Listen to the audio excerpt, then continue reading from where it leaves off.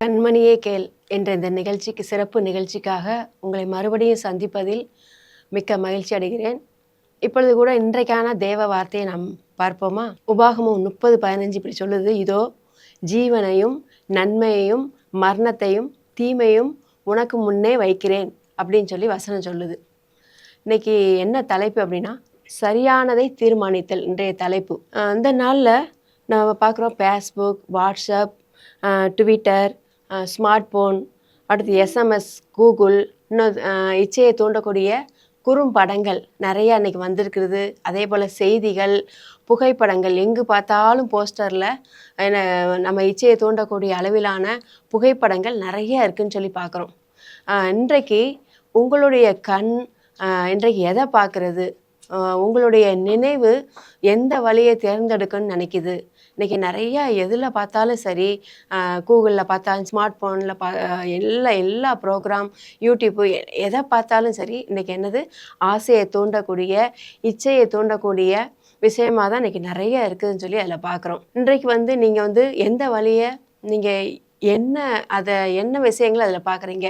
நன்மையான விஷயங்களை பார்க்குறீங்களா? எனக்கு இது என் வாழ்க்கைக்கு ரொம்ப பிரயோஜனமாக இருக்கும், இதை நான் பார்ப்பேன் அப்படின்னு சொல்லி பார்க்குறீங்களா?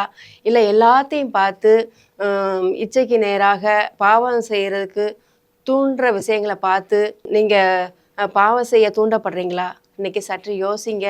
நீங்கள் நல்லதை தேர்ந்தெடுத்தால் நிச்சயமாக உங்கள் வாழ்க்கை அது நீங்கள் நிறைய அதில் கற்றுக்கொண்டு உங்களுக்கு உங்கள் வாழ்க்கைக்கு அது யூஸ்ஃபுல்லாக இருக்கும், உங்கள் வாழ்க்கை சிறப்பாக இருக்கும். ஆனால் இந்த தேவையில்லாத நீங்கள் இச்சையை தூண்டக்கூடிய, மாம்ச இச்சையை தூண்டக்கூடிய இந்த புகைப்படங்களை நீங்கள் பார்த்து ஒருவேளை நீங்கள் அதன்படி அந்த இச்சையை தூண்டக்கூடிய அந்த புகைப்படங்கள் எல்லாம் உங்களை இச்சையை தூண்டுறதாக இழுக்கிறதா இருந்தால் அதை அவாய்ட் பண்ணுங்கள். அப்படி நீங்கள் அதில் சிக்கிட்டீங்கன்னா உங்கள் வாழ்க்கையை அது கெடுத்துரும், எதிர்கால வாழ்க்கையே கேள்விக்குறியாக மாறிடும், கெடுத்துரும்னு சொல்லி பார்க்குறோம். அதனால் இந்த நாளில் நீங்கள் எந்த வழியை சூஸ் பண்ண போகிறீங்க, எதுக்கு நோ சொல்ல போகிறீங்க, எதுக்கு எஸ் சொல்ல போகிறீங்க, நீங்கள் தான் தீர்மானம் பண்ணணும். ஒரு வாலிப பெண் என்கிட்ட அக்கா, நான் குழப்பமான சூழ்நிலையில் இருக்கிறேன், எனக்கு என்ன முடிவெடுக்கன்னு தெரியல, சரியான வழி எதுன்னு எனக்கு இந்த வயசில் தெரியலக்கா, எனக்கு ஒரு ஆலோசனை சொல்லுங்கன்னு சொன்னால். என்னப்பான்னு கேட்டேன். அக்கா, என் ஃப்ரெண்டு ஒரு பையனை லவ் பண்ணுறா, எனக்கும் அந்த பையனை பார்த்து லவ் பண்ணணுன்னு, நானும் ஒரு பையனை, எனக்கு அவள் சொல்கிறாளே ஒரு பையனை லவ் பண்ணுறேன்னு சொல்கிறாளே, அதனால் எனக்கும் அப்படிப்பட்ட எண்ணங்கள் அவளை பார்த்து எனக்கும் வந்துருச்சுக்கா, அது நினைவில் எனக்கு அது பதிஞ்சிருச்சு. நானும் என்ன செஞ்சேன், என் வாலிப வயசில் ஒரு பையனை லவ் பண்ணணும்னு சொல்லி நான் ஒரு பையனை லவ் பண்ணுறேன்க்கா. ஆனால் அவன் சொல்கிறான், எங்கள் வீட்டுக்கு தெரியாமல் உங்கள் அப்பா அம்மா விட்டு நீ ஓடி வந்துரு, நம்ம ஓடி போயிடலான்னு சொல்கிறான். ஆனால் எங்கள் அம்மாவுக்கு இது தெரிஞ்சு எங்கள் அம்மா ரொம்ப என்னை திட்டினாங்க, வேண்டாம் விட்டுருனாங்க. ஆனால் எனக்கு அந்த பையன் பேச்சை கேட்கவா, எங்கள் பேரண்ட்ஸ் பேச்சை கேட்கவான்னு எனக்கு தெரியலக்கா அப்படின்னு சொல்லி அந்த பிள்ளை குழப்பத்தோட என்ன முடிவெடுக்கன்னு தெரியாமல் இருந்தா. அப்போ நான் ஆண்டவர்கிட்ட ஜெபம் பண்ணிட்டு சொன்னேன், இந்த பாருப்பா, நீ அரைகுறையாக தான் இப்போ படிச்சுக்கிட்டு இருக்கிற, நீ நல்ல ஒரு கோர்ஸ் செலக்ட் பண்ணியிருக்க, ஆனால் நீ அதில் 2 வருஷம் தான் படிச்சிருக்கிற, இன்னும் ஒரு 2 வருஷம் உனக்கு படிக்க வேண்டியிருக்கு. அதனால் நீ படித்து முடிச்சுட்டு அடுத்து நீ என்ன செய்யி, உங்கள் பேரண்ட்ஸ்கிட்ட பேச, நிச்சயம் அவங்க சம்மதிப்பாங்க.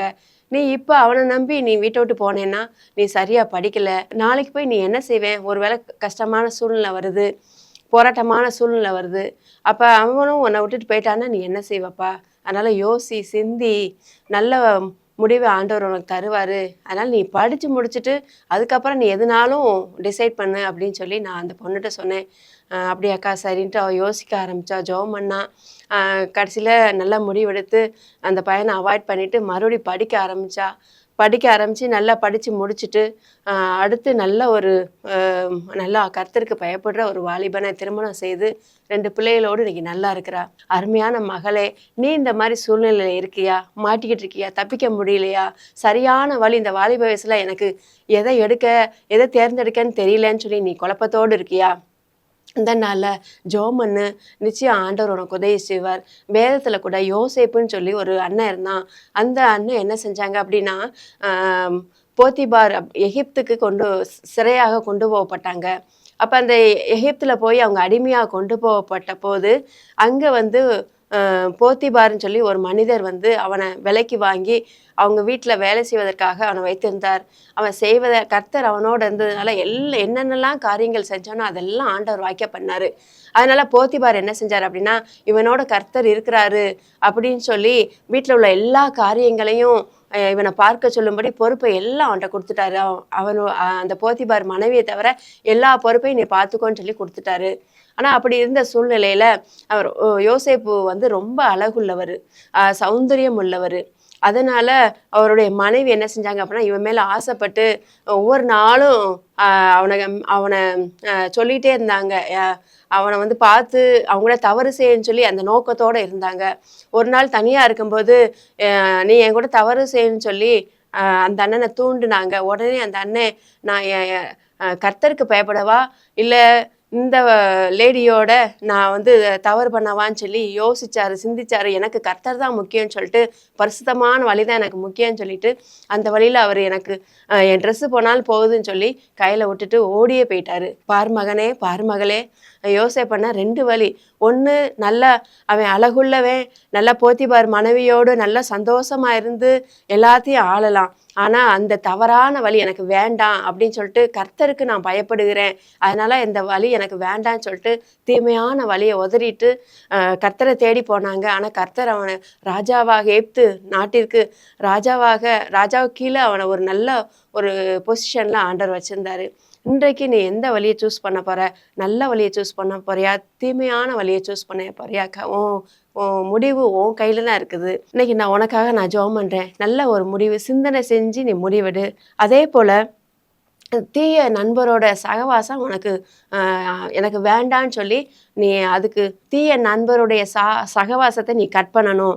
2வது, இந்த குழப்பமான சூழ்நிலையில நீ வந்து எந்த ஒரு தீர்மானமும் நீ எடுக்கக்கூடாது, முடிவும் எடுக்கக்கூடாது. 3வது, உன் சுயநலத்துக்காக தீர்மானம் எடுக்கக்கூடாது. பெரியவங்ககிட்ட ஆலோசனை கேட்டு தான் நீ எடுக்கணும். அடுத்து, நான் எடுக்கிற தீர்மானம், நான் எடுக்கிற இந்த வழி கர்த்தருக்கு பிரியமா இருக்குமான்னு சொல்லி நீ யோசிக்கணும். அடுத்து நான் எடுக்கிற டிசிஷன் வந்து என்னுடைய வாழ்க்கையில பின்னாடி பாதிப்பை உண்டாக்குமா அப்படின்னு சொல்லி நீ பார்த்து நல்ல ஒரு டிசிஷனா நீ இந்த வாலிப பிள்ளையில அதாவது வந்து நீ சுயமா முடிவு எடுத்துடாத. அதே போல எந்த வாட்ஸ்அப்போ எந்த ஒரு தவறான படங்களையும் நீ பார்க்காத, அதை ஒதுக்கிடு. நன்மையானது மட்டும் நீ டிவிலையோ இல்லை மற்ற அந்த யூடியூப்லேயோ கூகுள்லேயோ நல்ல உனக்கு பிரயோஜனமுள்ள வாழ்க்கைக்கு தேவையான அந்த ப்ரோக்ராம் அந்த எல்லா காரியங்களையும் நீ எடுத்துக்கோ. தீமையானதெல்லாம் நீ விட்டுரு. தீமையானது எடுத்தனா உனக்கு உன் வாழ்வு அழிக்கப்படும். நாளைக்கு உன் வாழ்வு அழிக்கப்படும். அதனால் இன்றைய நாளில் நான் உனக்காக நான் ஜெபிக்கிறேன் மகளே. ஸ்தோத்திரிக்கிறேன் தகப்பனே. இந்த நாளில் ஆண்டவரே இந்த வாலிப பிள்ளைகளுக்காக நான் ஜெபிக்கிறேன்ப்பா. அன்பு மகனே மகளே, எந்த வேலையில் கூட ஆண்டவர்கிட்ட உன்னை ஒப்புக்கொடு. எனக்கு என்ன சரியான டிசிஷன் எனக்கு வந்து என் வாலிப வயசில் எடுக்க தெரியல ஏசப்பா, எனக்கு உதவி செய்யுங்க ஏசப்பா, எனக்கு நீங்கள் ஆலோசனை தாங்க, எனக்கு போதித்து என்னை வழிநடத்துங்க ஆண்டவரே. நான் இக்கட்டான சூழ்நிலை இருக்கிறேன்.